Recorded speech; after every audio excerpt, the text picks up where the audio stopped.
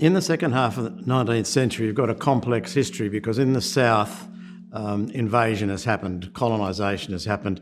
You've only got to look at the maps of pastoral properties and see Victoria gradually becoming more and more and more and more filled with squares and lines saying these are pastoral properties, and very little area left that is natural to the Aborigines. On the other hand, in the far north, invasion is only starting to happen.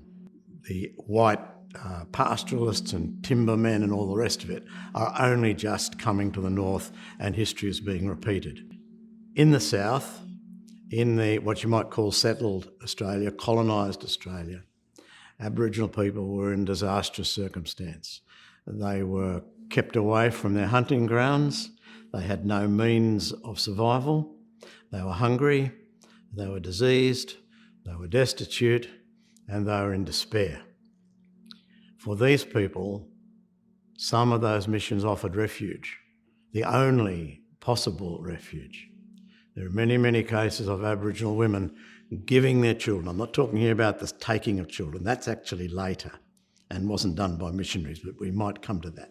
Women giving their children to the missionaries, swapping family life for the survival of their child, because children survived on the missions. You can go and look today at the surnames of Aboriginal people in Melbourne. And they are the surnames of the Aboriginal people on the missions, because missions were places where they survived. Outside the missions, they didn't survive. There was violence from which missionaries protected them. Very real protection was afforded by missionaries. We've only got to see the criticisms of missionaries made by the police, who are pursuing Aboriginal people and find that they can run to a mission. Missionaries gave them real protection in a physical sense. They gave them food. They gave them health care. And in particular, something which is not said enough, they protected the girls in particular from sexual predation.